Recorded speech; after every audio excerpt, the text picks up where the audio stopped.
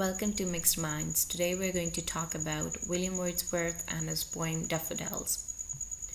William Wordsworth was an English romantic poet who, with Samuel Taylor Coleridge, helped to launch the Romantic Age. William Wordsworth and the Romantic Age is about nature and the bond that is with the nature. So William Wordsworth's poetry is all about nature and his different experiences with nature. So the poem Daffodils is basically also an encounter with the nature when he is having a walk alongside the country in the countryside of England's Lake District. So he talks about that walk and he explains its effect in this poem and how he encountered nature at that moment and how he saw it all. So the first stanza starts with, I wandered lonely as a cloud that floats on high over vales and hills, when all at once I saw a crowd, a host of golden daffodils, beside the lake beneath the trees, fluttering and dancing in the breeze. Over here, the poet is basically saying that he was lonely and he's talking about himself that he is like a solitary cloud in the sky who is floating, who is above the valleys and the hills. So he's at that time he's experiencing the loneliness that hovers over him, and he feels as if he is all alone in the mighty sky. And beneath him there are valleys and hills, but they seem like very small. When suddenly he encounters a crowd, and that crowd is of a long row of daffodils, which are located beside the lake, and they're under the trees and they are moving as if they are dancing with the breeze. Over here he has personified the daffodils because he is saying that they're dancing and fluttering with the wind, the way the wind blows and wherever it is going. So the daffodils are also moving with it. So it seems as if they are dancing. So in his lonesome walk, the poet encounters the daffodils. And in the second stanza as we go, continuous as the stars that shine and twinkle on the Milky Way, they stretched in never-ending line along the margin of a bay. 10,000 saw I at a glance, tossing their heads in sprightly dance. Over here he's comparing the daffodils with the stars, and he's saying that as in our galaxy the stars shine and they twinkle, the daffodils seem that way. The daffodils are sparkling and they are giving that shine, and it is being reflected upon that person, whoever is seeing it. And it seems as if there is no end to these daffodils, these flowers. There is no end to it because they are alongside the bay. And he is then guessing the number of the daffodils, that maybe there are 10,000 because there's so much, and then they are moving. Again, they're moving their heads in a sprightly dance as if they're dancing. So over here again he has personified the daffodils, that they're moving their heads and as if they're dancing. So it reflects that the daffodils themselves are also happy.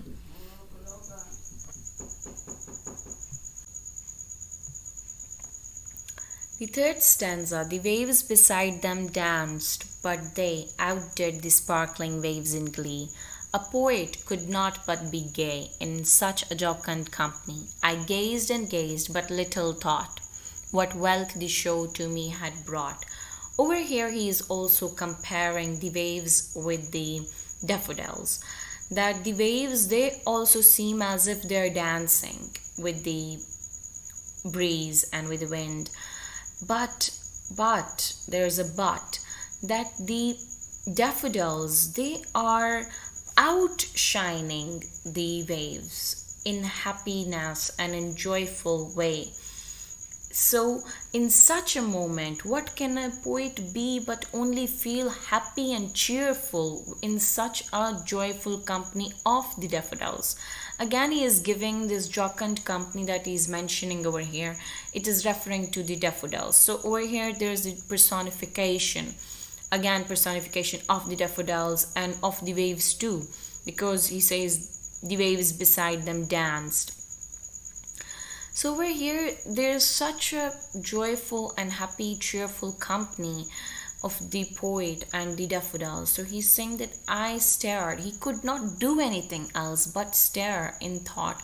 And he at that time did not know what positive effect it is bringing to him, and how later in life it would affect him positively, this encounter with the daffodils and this new encounter of nature, that how daffodils, the flowers that people nowadays don't think about much and don't give heed to it, but they would have a positive impact on a person like William Wordsworth.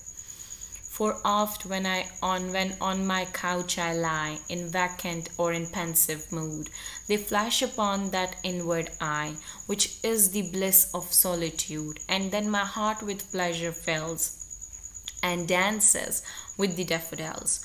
Over here, he is after this experience and encounter with the daffodils, he is imagining whenever he is saying that whenever he is in any mood, like whether he is thoughtful of something or whether he is absent-minded, whenever he just lies on his couch, his inward eye, whenever he is lonely basically and he has nobody, he is in the company of no human being, his inward eye is opened, and his inward eye of memory and imagination is open to the bliss of solitude whenever he is lonely. It brings pleasure and happiness to his heart whenever he remembers the memory of daffodils, and he feels as if he's still, his heart and mind is dancing with the daffodils. It is such a happy gift to him that he feels joyful, and it removes all his worldly worries and troubles at that moment whenever he is lonely and he remembers that memory at that encounter. So two major themes of this poem are nature and humanity, and memory and imagination. So nature and humanity are having a very strong relationship, because humanity is not separate from nature and humanity is from nature. Actually, humanity is part of a nature, and nature for people like Wordsworth, nature is a place where you do catharsis. Nature gives you peace, and it removes all the worries of human soul and human life. The materialistic approach that nowadays people have, that is lessened when you are in nature and when you have that strong bond with nature. The second essential thing is that this nature has such a strong bond with human beings that it gives the scenic beauty, it gives them human happiness, it brings human happiness to the humanity. So over here, even we are in this whole poem, we look that nature has been highlighted, nature has been personified, that it is dancing, it is in a happy mood. So it also brings a good impact and positive impression upon the lives of human beings. Nature is a source of catharsis. Nature is a source of understanding. Nature can can act as many things for any individual. The second theme is memory and imagination. Memory and imagination are very important because this poem is based on memory. The memory of the speaker's encounter with the daffodils, the experience.